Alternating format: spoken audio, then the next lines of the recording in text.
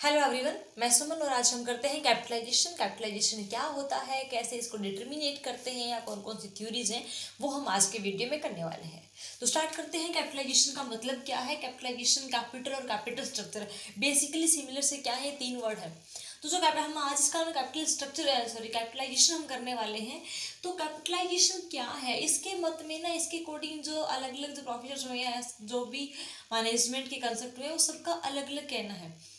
कि उनका कहना है कि टोटल जो अमाउंट है, अब जो भी कैपिटल यूज होती है बिजनेस के अंदर, या उस कैपिटल को कैसे हमें राइज करना है, कौन कौन सी सिक्योरिटीज हमने यूज करनी है, कितने टाइप ऑफ सिक्योरिटी को यूज करके हम जो भी हमारी कैपिटल है उसको इंक्रीज करेंगे, जो कैपिटल हम लेके आएंगे वो हमारी कैपिटलाइजेशन होगी।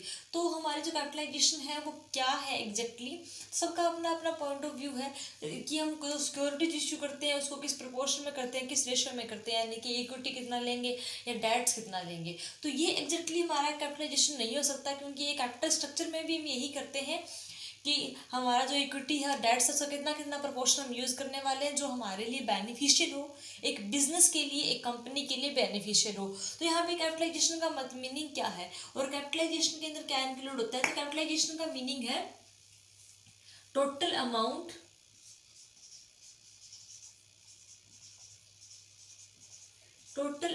ऑफ कैपिटल, जो बिजनेस में क्या है, टोटल अमाउंट ऑफ कैपिटल जो बिजनेस के अंदर क्या की जाएगी, इन्वेस्ट की जाएगी, जिसको हम इन्वेस्ट करेंगे फर्दर क्या है, उसको कैपिटल को इंक्रीज करने के लिए, हमारे बिजनेस यूटिलाइजेशन करने की जितनी भी हमारे कैपिटल है जिसको हम बिजनेस में यूज कर रहे हैं, जो इसको इन्वेस्ट कर रहे हैं, उसको आगे अर्निंग्स इंक्रीज करने के लिए, कि जिससे अपने क्या अर्निंग्स बढ़े या बिजनेस एक्सपेंड हो, तो वो हमारी क्या होगी, कैपिटलाइजेशन होगी टोटल।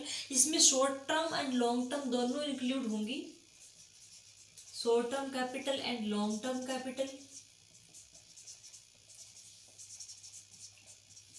और इसके अंदर क्या इंक्लूड होगा, रिजर्व्स एंड सरप्लस होंगे, वो भी इसी का ही पार्ट है, reserve and surplus. Short term capital भी होगा, लॉन्ग टर्म कैपिटल भी होगा, रिजर्व एंड सरप्लस हो गया, और इसके अंदर आएगा शेयर कैपिटल। तो ये सारी चीजें क्या होंगी, इसमें इंक्लूड होंगी, यानी कि इन सब का क्या होगा, टोटल जो अमाउंट होगी वो हमारी क्या होगी, कैपिटलाइजेशन होगी, कि इतनी हमारे पास कैपिटल है बिजनेस के अंदर। जो कैपिटल वर्ड है, यानी कि मीनिंग ऑफ कैपिटल क्या होगा, कैपिटल होती है नेट वर्थ, एक पार्ट होता है कैपिटलाइजेशन का net worth of business. Long term और शॉर्ट टर्म को हम लेके चलते हैं, लेकिन कैपिटलाइजेशन के अंदर long term and short term जितनी कैपिटल है वो इंक्लूड होगी, रिजर्व्स एंड सरप्लस होंगे या शेयर कैपिटल है, सारी जितनी भी अमाउंट होगी that is known as capitalisation. तो उसको हम क्या कहेंगे, कैपिटलाइजेशन कहेंगे। और ये जो कैपिटलाइजेशन टर्म है ना, ये सोल प्रोप्राइटरशिप में या पार्टनरशिप फॉर्म में यूज नहीं होता, ये सिर्फ कंपनीज के केस में ही यूज होता है। तो जो कैपिटलाइजेशन वर्ड है ना, वो हम सिर्फ कंपनीज के केस में यूज करेंगे, सोल जो प्रोप्राइटरशिप एंटरप्राइजेस हैं या फिर जो पार्टनरशिप फर्म है उनके केस में ये हमारा जो कैपिटलाइजेशन है वो नहीं यूज होता। उसमें हम ऐसा नहीं देखते कि हमने कैपिटल है वो कहाँ कहाँ से राइज करनी है, कितनी टाइप ऑफ सिक्योरिटीज हमने यूज करनी है, या किस तरीके से हमारी कैपिटल है वो कहाँ से आ सकती है, उसका जो भी सारी इसमें क्या है हम कंसिडर करते हैं, टोटल को हम इंक्लूड करते हैं। सबका जो जहाँ जहाँ से भी जैसे कैपिटल हमारे यहाँ पे लेके आते हैं, तो वो सारी अमाउंट क्या हो जाएगी, कैपिटलाइजेशन हो जाएगी। हम डिटर्मिनेट कैसे करें, हमें कैसे पता चले कि हमारी जो कैपिटलाइजेशन है या कैपिटल है हमारे बिजनेस में उसकी कितनी रिक्वायरमेंट है, कितनी हमें कैपिटल चाहिए होगी, तो उसको किस तरीके से हम डिटर्मिनेट करेंगे। तो उसके बेस पे क्या है, थ्योरीज दी गई है कैपिटलाइजेशन की, कि जिसके थ्रू, थ्योरीज के थ्रू क्या है, हम डिटर्मिनेट करते हैं कि हमारे जो टोटल बिजनेस में इतने कैपिटल की या कैपिटलाइजेशन की रिक्वायरमेंट है। तो यहाँ पे हम करेंगे थ्योरीज। बेसिकली क्या है इसकी, टू टाइप ऑफ थ्योरी है, एक है कोस्ट ऑफ कैपिटल, जो भी हमारी कोस्ट ऑफ थ्योरी या कोस्ट थ्योरी ऑफ कैपिटलाइजेशन भी कह सकते हैं इसको, कोस्ट थ्योरी ऑफ कैपिटलाइजेशन। और सेकंड हमारी है earning theory, earning theory of capitalisation. Basically ये दो थ्योरीज हैं जिसके थ्रू क्या है हम डिटर्मिनेट करते हैं कि हमारी जो भी हमारी कैपिटलाइजेशन है वो कितनी हमें रिक्वायरमेंट है, कैसे हमारी कैपिटलाइजेशन आएगी। तो वो इन दो थ्योरीज के बेस पे क्या होगी, cost theory and earning theory. ये दो थ्योरी जिसके थ्रू हम कंसिडर करते हैं, डिटर्मिनेट करते हैं टोटल हमारे कितनी कैपिटलाइजेशन की हमें जरूरत है, टोटल कितनी कैपिटलाइजेशन होगी। तो जो कॉस्ट थ्योरी है उसमें हम क्या है, एक तो कॉस्ट को कंसिडर करते हैं। कॉस्ट कहाँ से राइज होती है, हम कॉस्ट के अकॉर्डिंग पहला तो जो देखो एज ए नेम सजेस्ट है कि टोटल जितनी भी कॉस्ट होगी एट स्टार्टिंग में कि हमारी इतनी कॉस्ट आने वाली है इस चीज़ पे, तो कॉस्ट किसके ऊपर आएगी, मटेरियल के ऊपर आएगी, लेबर के ऊपर आएगी, ठीक है, या अदर एक्सपेंसेस जो भी होंगे तो उसके ऊपर उसके अकॉर्डिंग जो भी कॉस्ट अराइज होगी तो वो हमारी कितनी कॉस्ट लगी है, ओवरऑल कॉस्ट कितनी है वो हम लेके आते हैं। उसके बाद क्या होगा कि हमारी वर्किंग कैपिटल कितनी लगेगी, तो वर्किंग कैपिटल जितनी भी रिक्वायर्ड होगी तो वो भी हम लेके आते हैं कि टोटल हमें इतनी इसमें इतनी अमाउंट चाहिएगी। उसके बाद एक्स्ट्रा एक्सपेंसेस है वो भी हम देखते हैं। बट बेसिकली जो कॉस्ट थ्योरी है ना वो किसके लिए यूजफुल है, जो न्यूली इस्टेब्लिश बिजनेस होता है। हमें ध्यान रखना है कि जो कॉस्ट थ्योरी है मेनली ज़्यादा सबसे ज़्यादा जो यूजफुल है, हेल्पफुल है, वो किसके ऊपर है, जो न्यू एंटरप्राइजेज हैं, न्यू बिजनेस के लिए, न्यू कंसर्न के लिए क्या है ज़्यादा यूजफुल है। यानी कि जो स्टार्टिंग में बिजनेस इनिशियली हम बिजनेस को स्टार्ट करते हैं तो हमें वो सी चीज़ों की जरूरत पड़ती है, हमें कॉस्ट को भी कंसिडर करना पड़ेगा, ये भी देखना पड़ेगा कि कॉस्ट है वो कहाँ से राइज होगी। हम जितना भी मटेरियल परचेज करेंगे उस मटेरियल से कॉस्ट आएगी, लेबर से यूज़ करेंगे या कोई भी एक्सपेंसेस होंगे तो वहाँ से हम कंसिडर करेंगे कि हमारी कॉस्ट इतनी है। उसके बाद वर्किंग कैपिटल क्या होता है, जो हमारे डे टू डे एक्सपेंसेस होते हैं हमारे बिजनेस को रनअप करने के लिए, जो स्मूथ चलाने के लिए जो डेली के एक्सपेंसेस अराइज होते हैं वो हमारी वर्किंग कैपिटल है। यानी कि जो वर्क को ऑपरेशन को परफॉर्म करने के लिए, जो वर्क करने के लिए जिस कैपिटल की रिक्वायरमेंट होती है वो वर्किंग कैपिटल होती है। और स्टार्टिंग में इनिशियली जब बिजनेस स्टार्टअप करते हैं तो हमें हर चीज़ को नया लाना पड़ता है।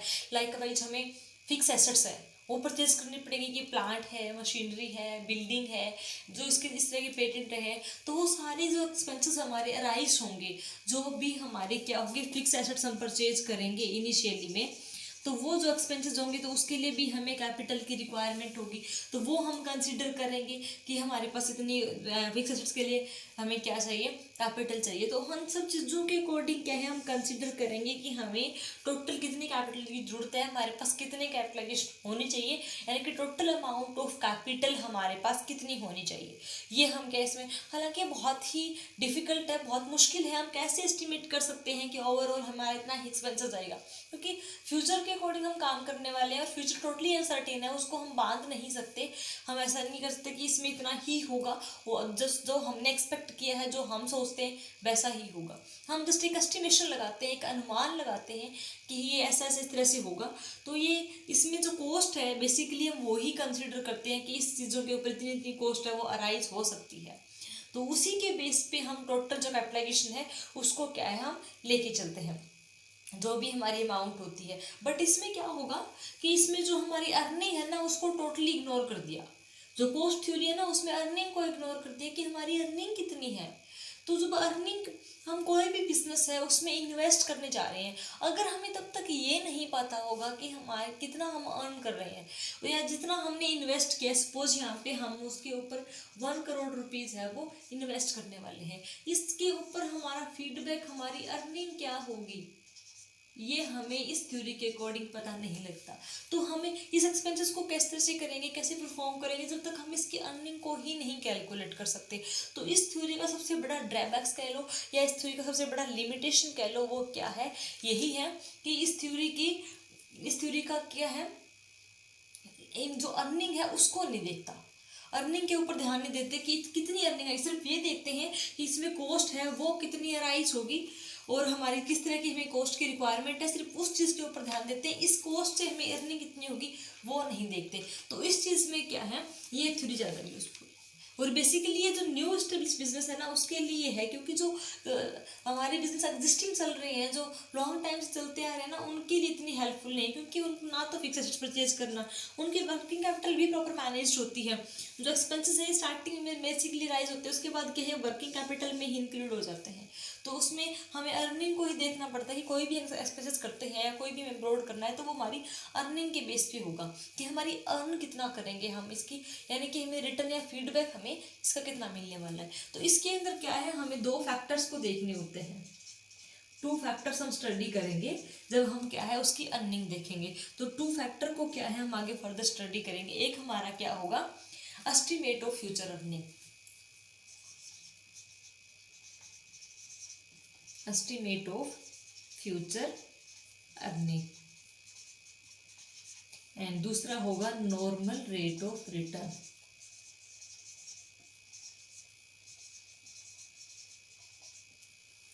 यानी कि दो फैक्टर हम ध्यान में रखेंगे। अर्निंग को भी हमें डिटर्मिनेट करना या पहले से देखना बहुत डिफिकल्ट होता है कि हम किस तरह से हमारी अर्निंग को, एक्सपेक्टेशन ही होती है, हम एक्यूरेटली नहीं जा सकते कि हमारी अर्निंग है वो इतनी ही होगी। तो बेसिकली इसमें क्या है, हम दो फैक्टर स्टडी करेंगे, दो फैक्टर्स के थ्रू हम डिटर्मिनेट करते हैं। पहला है एस्टिमेशन ऑफ फ्यूचर अर्निंग और दूसरा है normal rate of returns. Estimation of future earning, as a name suggest, estimate करते हैं फ्यूचर अर्निंग हमारी कितनी होगी। हालांकि इसमें बहुत सारी डिफिकल्टी है क्योंकि आने वाले टाइम को एस्टिमेट करना उसके बिहाफ पे बहुत मुश्किल है। लेकिन हम कैसे करते हैं, पास्ट ईयर का एवरेज लेते हैं, एवरेज ऑफ पास्ट ईयर्स, जो भी हमारे पास्ट ईयर हैं उनका क्या है हम एग्रीगेट लेते हैं कि लास्ट हमारे 4-5 ईयर से इतना प्रॉफिट आ रहा है या इस तरह की इसकी बिजनेस की पोजीशन है, तो उसका क्या करेंगे हम एवरेज निकालेंगे। तो उस एवरेज के बेस पे हम कहीं ना कहीं कंसिडर करते हैं कि इतना हमारा एक्सपेक्टेशन है कि इतना प्रॉफिट हमारा इसमें राइज हो सकता है। तो उसके बेस पे क्या है हम एस्टिमेट करते हैं। उसमें कुछ फैक्टर्स हमें और भी स्टडी करने होते हैं जिसके थ्रू क्या है हम एस्टिमेट करते हैं कि हमारी अर्निंग है वो कितनी आएगी। और जब इसमें हम एस्टिमेट करते हैं तो ऑपरेटिंग प्रॉफिट और नॉर्मल प्रॉफिट को ही यूज करेंगे, सिर्फ दो ही टर्म्स को लेंगे, बाकी चीज़ों को इग्नोर करेंगे। अगर कोई भी अब नॉर्मल, इसमें क्या होता है, अब नॉर्मल कोई प्रॉफिट हुआ हो तो वो क्या करेंगे हम डिडक्ट कर देंगे, यानी कि माइनस कर देंगे, लेस कर देंगे उसमें से। अगर कोई अब नॉर्मल हमें प्रीवियस ईयर्स के अंदर अब नॉर्मल कोई लॉस हुआ हो तो उसको हम ऐड ऑन कर देंगे, ठीक है। यानी कोई भी बाई एक्सीडेंट है, फायर, कुछ भी एक्सपेंसेस हुए हैं तो उसको क्या है हम ऐड करके चलेंगे। और जब भी हम एस्टिमेशन करेंगे फ्यूचर का तो हम इसमें ऑपरेटिंग एंड नॉर्मल प्रॉफिट को ही लेंगे, बाकी चीज़ों को क्या है हम इग्नोर करेंगे। यानी कि इन चीज़ों को बेसिकली हम यूज़ करते हैं। अगर नॉर्मल प्रॉफिट और लॉस हो इसको हम ऐड और इसको लेस करते हैं, बाकी हम ऑपरेटिंग और नॉर्मल प्रॉफिट के अकॉर्डिंग हम कंसीडर करते हैं कि हमारी फ्यूचर अर्निंग है वो इतनी होगी। और इसमें भी ये भी बहुत मुश्किल है क्योंकि हम एस्टिमेट करते हैं तो बहुत मुश्किल होता है एस्टिमेशन करना, क्योंकि कई चीज़ें और भी हैं जो इफेक्ट करती हैं। लाइक बस डिमांड ऑफ प्रोडक्ट क्या है, कंपटीटर है उसकी स्ट्रैटेजी क्या रही होगी, टेक्नोलॉजी भी चेंज होती रहती है, गवर्नमेंट की पॉलिसीज हैं, ये फैक्टर्स भी इफेक्ट करते हैं। बट ये एग्जिस्टिंग बिजनेस के लिए बहुत यूजफुल है। जो इनिशियली बिजनेस है तो वो हम अपनी जो अर्निंग है, वो फ्यूचर अर्निंग है वो कैसे निकाल लेंगे, वो कॉस्ट के बेस पे निकालते हैं कि हमारी क्या है इतनी अर्निंग हुई है। तो न्यू बिजनेस के लिए वो जस्ट कॉस्ट को कंसिडर करते हैं या प्रेजेंट की सिचुएशन है उसको कंसिडर करके अपना जो फ्यूचर की अर्निंग है उसको एस्टिमेट करते हैं। लेकिन ये ज़्यादा क्या है एग्जिस्टिंग बिजनेस के लिए बहुत यूजफुल है, बेसिकली ये यूज होता है इसके अंदर। एंड दूसरा है normal rate of return. Normal rate of return क्या है कि इसमें हम ये देखते हैं कि जितना हमने इन्वेस्ट किया है, जितना भी हमने इन्वेस्ट किया है उस इन्वेस्ट के ऊपर हमें रिटर्न कितना मिलेगा या रिटर्न की रेट कितनी है। तो ये बेसिकली ये इन्वेस्टर्स को अट्रैक्ट करने के लिए होता है कि जिसमें नॉर्मल रेट ऑफ रिटर्न है कि इसमें हमें इन्वेस्ट करेंगे तो हमें रेट ऑफ रिटर्न यानी कि जो फीडबैक है इसके ऊपर 10%, 8%, 15% इतना मिलता है। तो वो हम देखते हैं कि हमारा जो नॉर्मल रेट ऑफ रिटर्न है, यानी कि नॉर्मली हमारा जो इन्वेस्टमेंट के ऊपर रिटर्न आता है वो किस फॉर्म में आता है। ये इन्वेस्टर को अट्रैक्ट करने के लिए बेसिकली यूज होती है, जिसमें हम कंसिडर करते हैं कि हमारा रेट ऑफ रिटर्न है वो इतना आता है। जितनी भी इंडस्ट्री होती है उन सबकी अलग अलग इंडस्ट्री की अलग अलग नॉर्मल रेट ऑफ रिटर्न होती है, लेकिन इसको हम कंसिडर करते हैं सेम टाइप ऑफ बिजनेस से कंपेरिजन करते हैं, उसी के अकॉर्डिंग हम डिटरमिनेट करते हैं कि हमारा जो नॉर्मल रेट ऑफ रिटर्न है वो भी इसके नियर अबाउट ही रहेगा। तो इस तरीके से क्या है हम नॉर्मल रेट ऑफ रिटर्न को हम निकालते हैं कि हमारे एक्सपेक्टेड फ्यूचर अर्निंग एस्टिमेट क्या है, उसके ऊपर हमारा नॉर्मल रेट ऑफ रिटर्न है वो इतना रहेगा। तो उसके अकॉर्डिंग टोटल जो कैपिटलाइजेशन की वैल्यू है वो हम कैलकुलेट कर लेते हैं। लाइकवाइज की सपोज कि हमारी 160 है वो फ्यूचर अर्निंग है, तो इसके ऊपर हमारा 8% है वो नॉर्मल रेट ऑफ रिटर्न है। तो हमें कैपिटलाइजेशन की रिक्वायरमेंट कितनी होगी यहाँ पे हम इस तरीके से निकाल लेंगे कि इसके ऊपर हमें कैपिटलाइजेशन की रिक्वायरमेंट है वो इस तरीके से होगी। तो इतनी अमाउंट की हमें क्या है कैपिटलाइजेशन की रिक्वायरमेंट पड़ेगी। तो इस तरीके से क्या है हम अपनी कैपिटलाइजेशन के वैल्यू निकाल लेते हैं। अगर इन दोनों में हम कंपैरिजन करें तो कहीं ना कहीं अर्निंग थ्योरी है वो ज़्यादा यूजफुल है। ये सिर्फ न्यू बिजनेस के लिए होती है, इसमें कुछ ही चीज़ों को स्टडी करके कोस्ट को कंसिडर करके न्यू बिजनेस भी यूज़ कर सकते हैं, और जो हमारे एग्जिस्टिंग कंसर्न है, एग्जिस्टिंग एंटरप्राइजेज है, उनके लिए बहुत बेनिफिशियल है।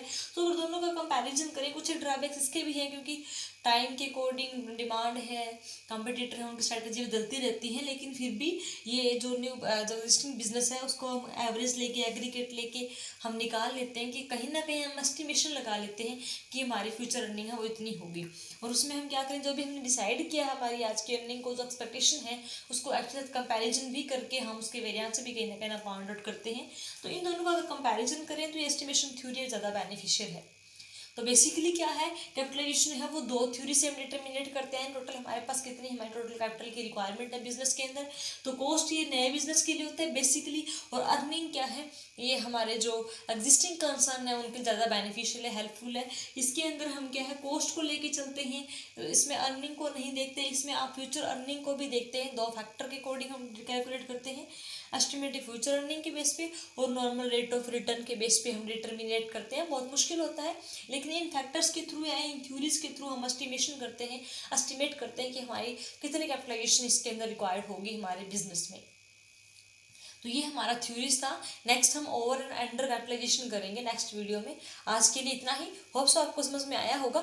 Thanks for watching, bye bye.